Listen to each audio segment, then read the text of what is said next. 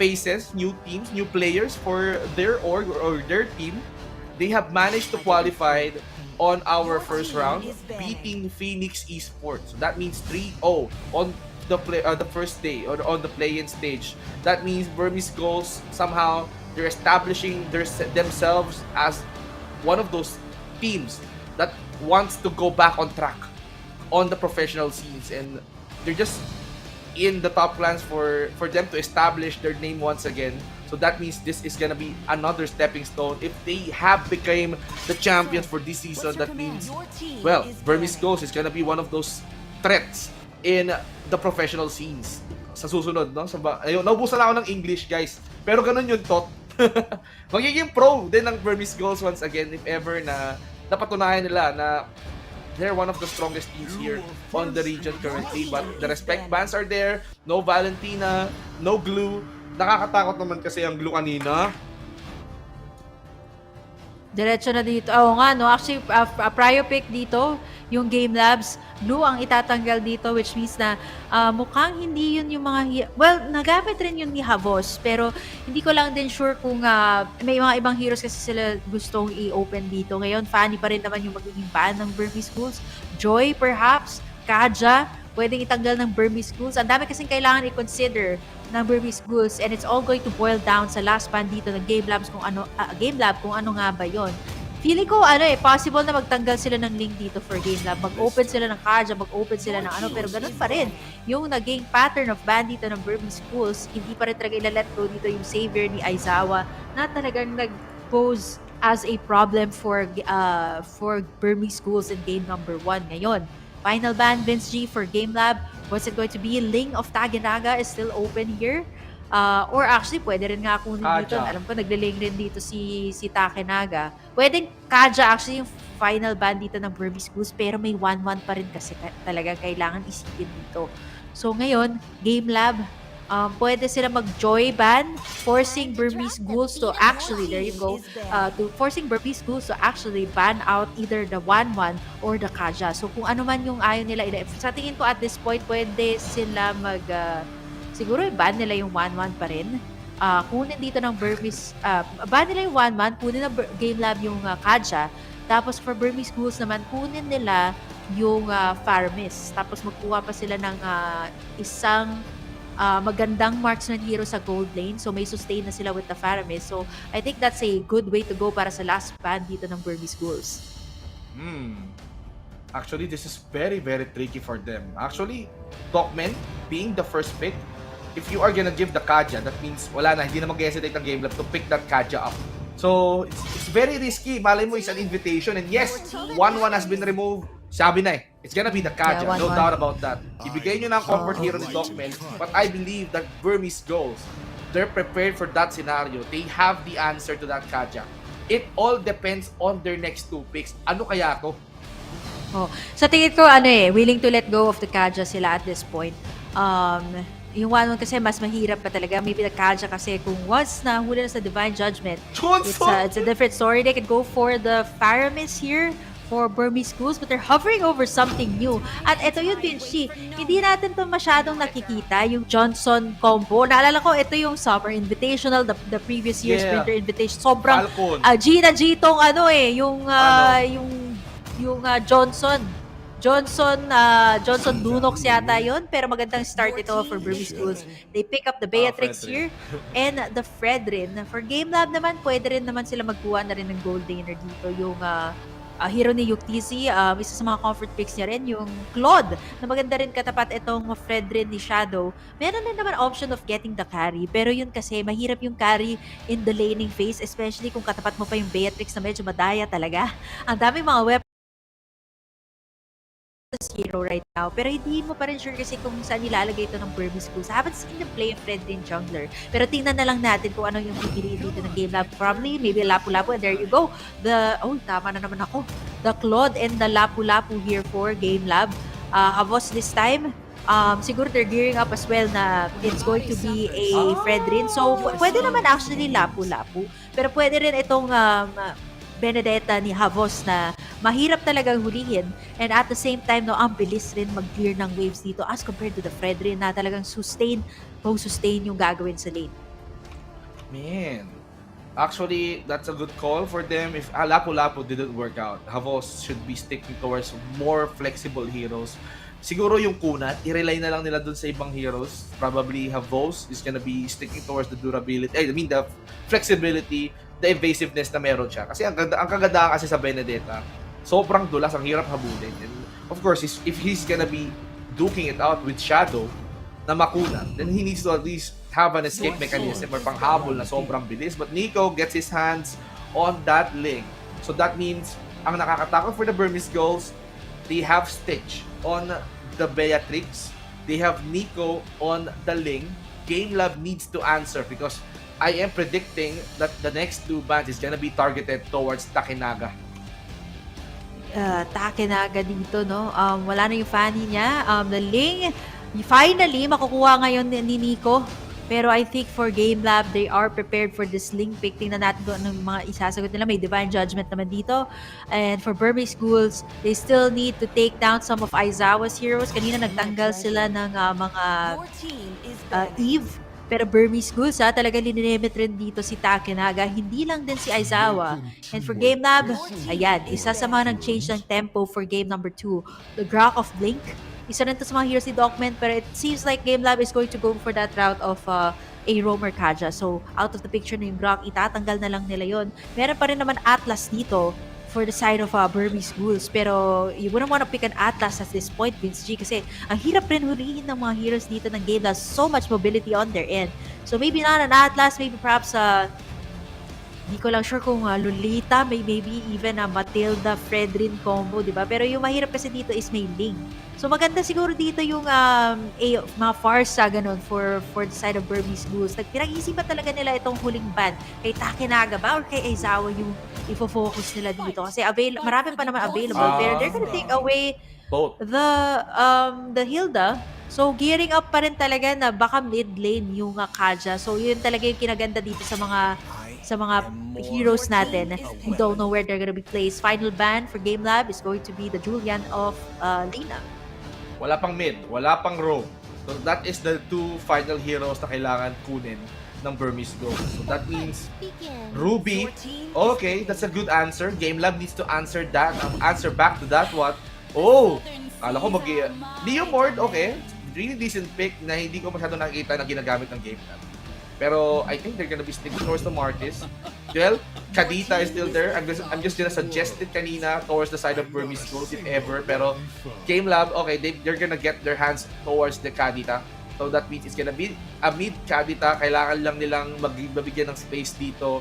Si Yok TC if ever. Takinaga, he can like farm up on his own. Pero it's gonna be itong huling pick ng Burmese Ghouls is gonna dictate the tempo of the game. It's gonna be the mid hero na kailangan nila because I'm assuming that Blink is gonna use this Ruby.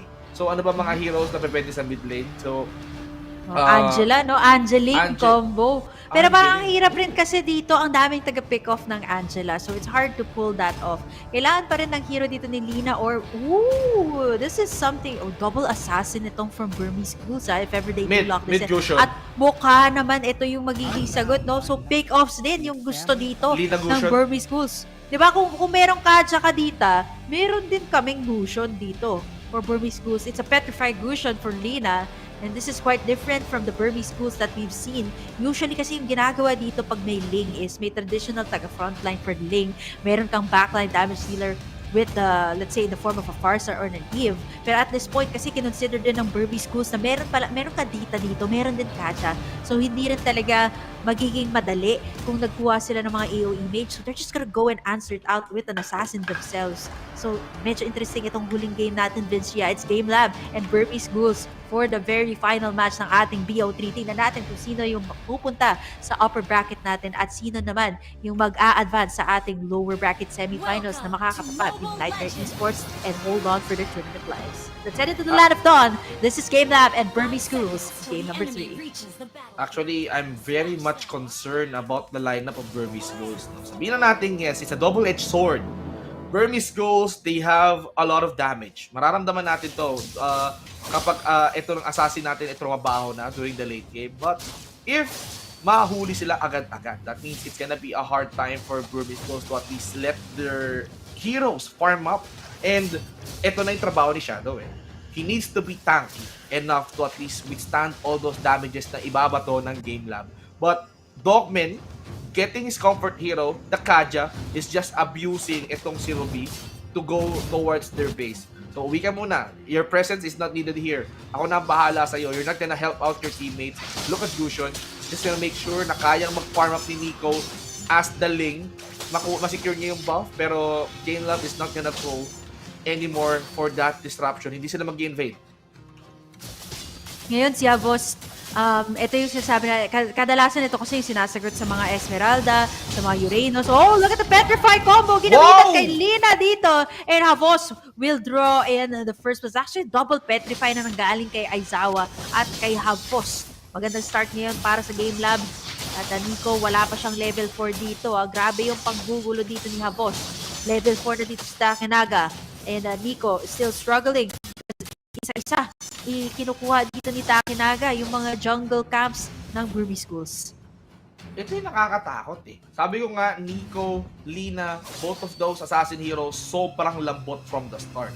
And that is why they are very, very item-dependent heroes. Tulad niyan, Nico, somehow nakakuha ng tempo just to rotate towards the bot lane, gets down yung TC, so that means it's gonna be an advantage for Stitch kasi masosolo niya yung minion wave na walang pumipigil sa kanya. And for yung TC, he needs to run back towards sa lane just to make sure na hindi makakakurot doon sa energy shield itong mga minions na to, which are currently the minions are doing right now. But on the turtle side naman, the damages are there. Shadow went in. Here comes the Tempest of Blades, but Nico is gonna secure that turtle. But Takinaga is gonna shut down this Shadow. Maganda ang Divine Judgment. Gets the double kill and Takinaga is back on track. You can get the turtle. We don't care. We just want your heads.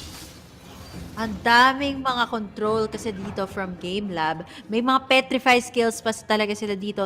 And you can see the impact of the Benedetta kung bakit nag-switch yung GameLab instead of the Lapu-Lapu. They actually went for the fast wave clear, the mobility na meron ng isang Benedetta. At syempre, bakit mo naman itatapatan yung isang Fredrin? Kung pwede mo naman talaga i-fast wave clear, kita mo yung daming gold plating na nakuha doon ni Havos dun sa top side. Quite different from the game that he had when he was playing on Lapu-Lapu. So yung sagot pala dito sa mga Fredrin, instead of going in for the taunts, you can actually just avoid all the taunts, clear mo lang yung minion waves at may pantakas ka pa dito. So avoid the target head-on, clear out the waves, join in the fight real fast. And as for Burmese schools, yung nakukulangan lang talaga ako dito sa the AoE damage. I mean, meron silang pang-dive, meron silang pang-assassinate, pero wala silang masyadong AoE as compared to GameLabs na meron silang Blazing Duet dito. May mga mobility pa na meron with the Benedetta. But let's see. GameLabs is off to a great start here. 3 kills agad in the 3-minute mark. But look at GameLab. They're becoming more and more confident. They know how to handle the situation very, very well. Just like Takinaga as the core. Hindi siya nag-hesitate to go in as the Martis, trying to at least apply so much pressure para kay Stitch. Stitch, now, relying on the backline. So he's gonna be relying on Ruby, on Blink, para protektahan siya. Look at the balls. Actually, na-mention mo na very effective yung Benedetta up against the Fredrin. Hindi niya na-force out yung Lapu-Lapu pick. He just needs to clear the minion wave, avoid all those taunts, gaya nga ng sinabi mo. And it's working really well. Okay lang, Fredrin, kahit mag-taunt ka, hindi ko papansinin yan.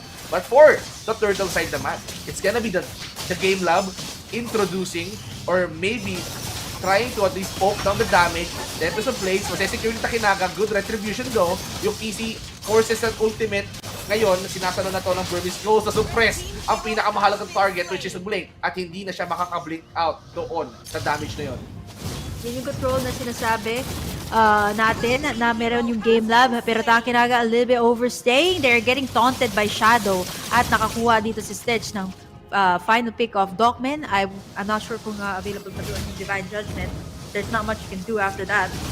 Dito na yung rough wave. Pinop dito. There was a Petrify. And Lina actually misses it. Aizawa will pick up the final kill. And GameLabs, once again, Aizawa nakakuha na naman ng magandang trade-off doon onto Lina. And speaking of Lina, hindi siya nakakakuha ng magandang opening dito to pop in the incandescence of the Gusion. So, ang hirap din dito, no? Parang one trick pony kasi rin tong Lucian na to eh. So kung na-miss out mo yung combo, na-miss out mo yung petrify, tapos mag-i-incandescence ka, parang mahirap din yun as compared to the Gadita. Nabugbog. May out pa, but here you go. Look at Yukizi with the Blazing Duet. Meron na siya purify dito. So, hindi na siya basta-basta matutot or mahuli dito ng Burmese Goose. And as you can see, well, may isang death lang siya dito, pero Shadow as well, no? You have to check in both sides kung ano nga ba nangyayari dito because wala pang mga towers na nakuha dito yung GameLabs and Burmese Schools. It's more of the pickoffs. It's more of mga clashes yung gusto nila dito. Wow. Yung TC managed to evade those damages. Somehow, Burmese Goals is gonna be forced to go back on the defense. Hayaan lang na mag-farm up si Nico dito, mag-farm up si Stitch. Stitch somehow untouchable, hindi pa rin siya na mamamatay. Pero look at that, the Divine Judgment is there. Stitch nagtatago sa may damuhan, hindi to safe para sa akin, hindi ko ikakasa ang baril ko. GameLab is on my territory. Now Stitch exposing himself, Dogman has the information, Lina is just bodyguarding itong si Stitch. So you can see the connection, Lina and Stitch. Wow, parang ano yan parang palabas dati ng kabataan ko. alam na, no? Kung ilang taon na tayo, Nico ulit ang makakakuha ng turtle for the price of Shadow. That hasn't been having a good game here. At ito yung maganda sa isang Benedetta na talagang pwede kang pumasok sa cash, pwede ka rin lumabas. At ina-avoid lang dito ni Avos. Kung kanina nag-1v1 sila with Shadow, this time, siya naman, ina-avoid na lang niya dito si Shadow with the taunts coming in from the Fredrin, and that's the best way to actually deal with this hero right now. Just to avoid it, just to clear out the waves. Pero yan na naman, mahuli dito si Blink before he can even pop in. The I am offended. Here comes the Electro Final Blow from Takenaga. Goes in with the decimation. Si Avos na lang yung titira dito. Nahuli dito ng Incandescence Lina. It's going to be a 2-4-2 trade. This time, Burmese Schools na even out yung mga nakukuha ng GameLab. Actually, GameLab, even though that they're prioritizing the push capability na meron ng heroes nila, Burmese Goals, they're doing pretty good actually in terms of defense. They don't want to welcome GameLab towards their base, and that is why the defense are very, very tight. Lina, malambot siya pero we can feel the damage. Blink! Mas naramdaman yung damage coming in from Aizawa, and Aizawa is just gonna get down. Blink! 5 times na siyang namatay for his teammate. That means he needs to be more careful in terms of dealing up against the GameLab. But how can he be careful? Dogman is just using that Divine Judgment to shut him down because they know the set of capabilities na meron ang isang Blink. Nag-turn na rin yung match, no, nung nakuna na dito si Nico ng purple. Although, yung kanyang KDA, it's really good pa naman. And I don't blame Blink here. Mahirap talaga makasetup ng I am offended here. Paano ka ba naman makakasetup kung papasukan ka dito ng dalawang burst heroes, yung rough waves ni Aizawa at ni Yukizi, bago ka pa I am offended flicker combo, nababurst down ka na dito ng mga members ng GameLabs. At yun yung kinulang dito ng Burmese Schools. They do have the burst na nanggagaling dito kay Lina. Pero ang hirap din kasi pumasok dito with the Gusion. Kaya nga naman siguro, pwede rin naman sila makakuha ng ibang, siguro mga AOE siguro. Pwesto na lang maayos. Pero here comes the first Lord. Vince G, nag-zone na dito yung GameLabs. Takenaga, nasa gitna ng lahat. Let's see. Wow! Nico, makahuli pa nga doon. Ni Aizawa, ni Takenaga. And without the Retribution Holder, I think Burmese Ghouls, hindi na lang, ipapamigay na lang nila to sa GameLabs. Merry Christmas daw. Sa inyo muna yan. We have to hold our fort for now. 9 minutes in, GameLabs right now. They're looking to take in more structures at this point. Season of Giving.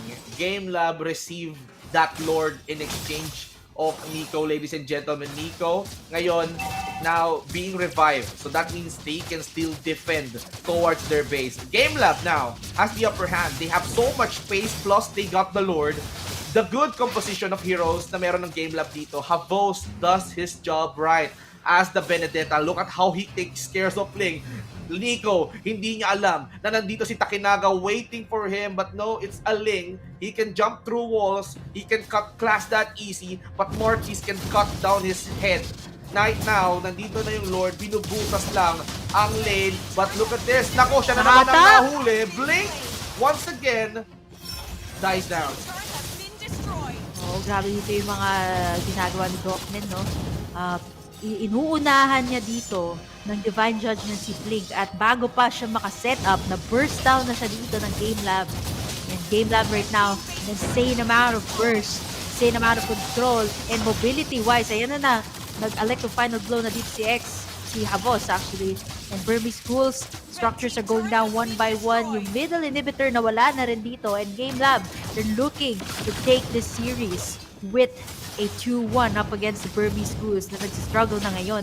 Especially since hindi na ngayon makarotate yung Burmese Schools. Nico, ilang beses na rin siya na-deny ng purple buff here in the 11-minute mark. Although he was able to do his job. Masakit na dito yung mga snipers ni Stitch. But this time kasi, yung map control nasa GameLab.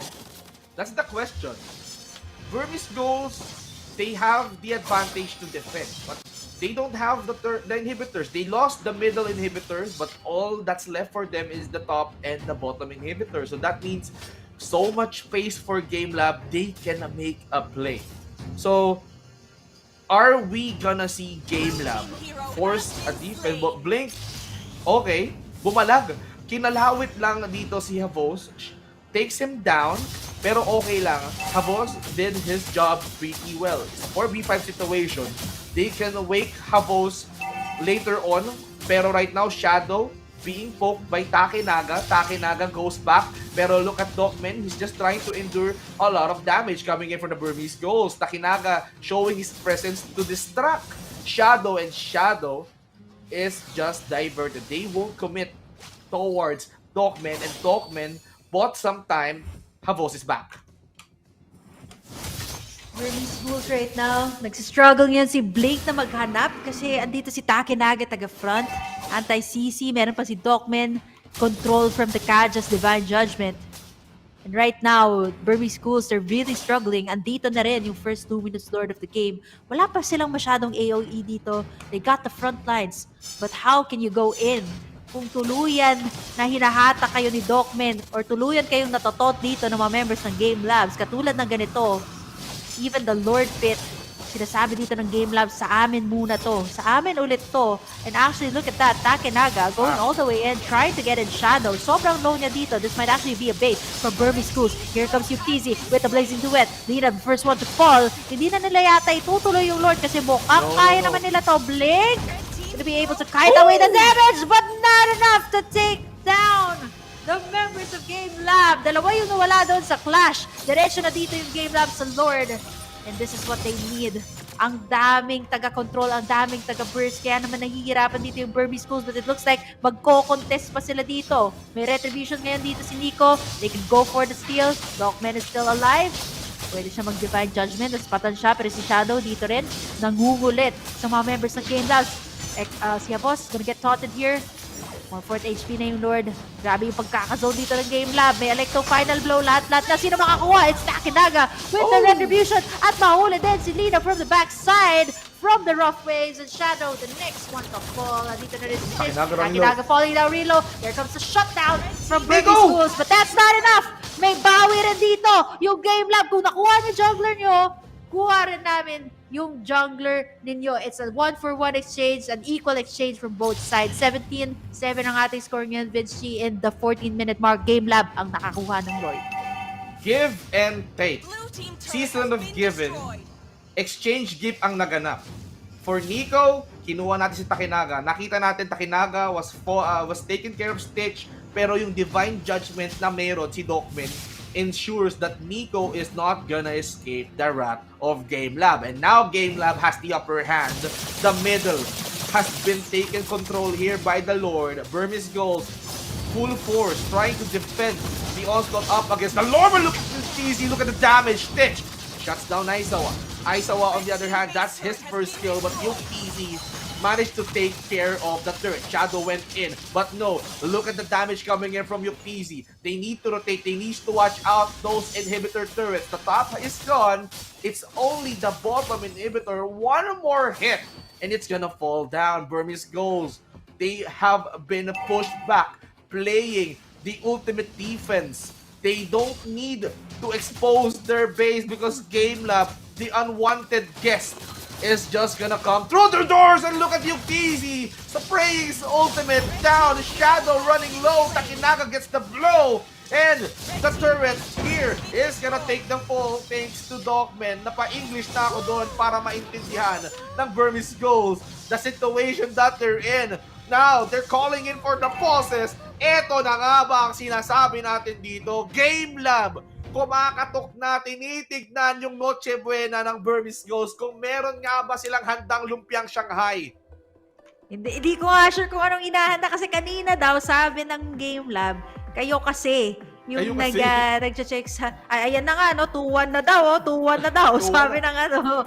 Ready na. Ready na daw, ready na yung fruit salad. Kung kanina, hindi pa ready yung fruit salad ng Gameless. Kayo naman, sabi ng Gameless, kanina kayo nag-gate crash. Kami naman yung mag-gate crash ngayon sa inyo. And actually, nasa pintuan na sila ng Burmese Ghouls. They called in for a pause muna, masyadong mainit. Pero sabi rin ng ating production na mainit din, no? Ilagay na natin yung 2 kasi mukhang papunta naman yata doon yung ating score. But it's still too early to tell. Tingnan natin kung madedefend ito ng Burmese Ghouls. Pero ang hirap din kasi, Vince G, na ang daming burst.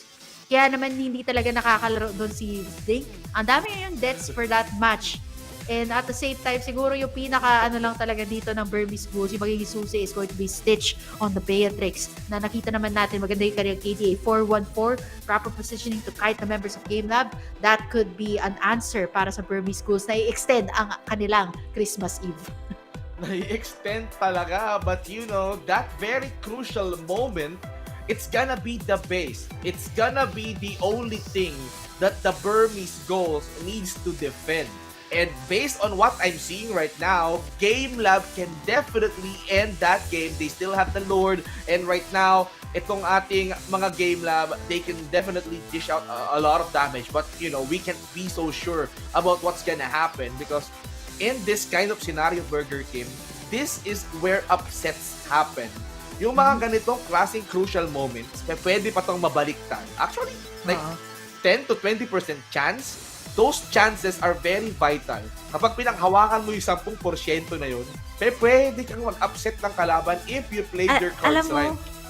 Alam mo kung bakit nag-pause dito yung Burmese Ghouls? Bakit? Alam mo kung bakit? Wala daw silang handa. Wala daw silang handa. Papasok na pa. Nagluluto pa daw. Kumakatok na daw tong game. Kasi, ano ba naman? Gusto na namin mag-Noche Buena. Pinasarap lang namin yung game kanina. Kumakatok na kasi. Tapos wala pa daw silang handa. Tapos siguro ngayon pinag-usapan na, handaan natin? Para sa Noche Buena, andito na yung GameLab. Ano nang handa natin? Kanina may fruit hinihintay natin yung fruit salad ng GameLabs. Ngayon, ano nga ba yung kinakain ng mga taga Myanmar para sa Pasko? I'm not even sure kung sila-celebrate nga nila yung Pasko. Check ko nga. Sige, check ko nga. Well, okay lang yan. Kahit wala silang Pasko, ang mahalaga, may handa sila for this day. So that means... Wala nga handa eh. Kaya nga tayo na yung naghahanda eh. Tayo yung magpapatlak sa kanila. Hindi! Ayun pala yun. Yung GameLab pala, may dala ng handa. Kumbaga, sila yung sugod bahay gang. Sinusugod na nila yung bahay ng Burmese Ghouls. Guys, Merry Christmas! Ito na, may dala na kaming lechon. May dala na kaming soda. May dala na kaming fruit salad. May dala na kaming hamonado. Pati, may dala kaming lechon. O lechon. Huwag natin kalimutan yung lechon. Nagugutom na ako ngayon. Nagugutom na ako ngayon. Same. Ito naman kasi Burmese Ghouls, wala kayong handa. Ayan tuloy. Kami na yung magdadala ng handa sa inyo. Fiesta na nga. Magpapiesta na kami. Ayan na. Nag-potluck na dito yung GameLabs. Lahat sila. Ayan, si Abos, si Yukizi, may dala yan. Isa-isa. Sige, sabi nila dito, sige, Abos, sa'yo yung fruit salad. Yukizi, sa'yo yung lumpiang Shanghai. Pero ito na, no, may mga minion waves na rin na baon yung GameLab. Hindi na sila maghihintay ng Lord. Pwede lang mo yung flicker kay Dogman. Naku, nauna na siya dito. May immortality pa na pop dito. Pero nagla-lock in na tower dito yung mga members ng GameLabs. And it's going to be GameLabs taking in this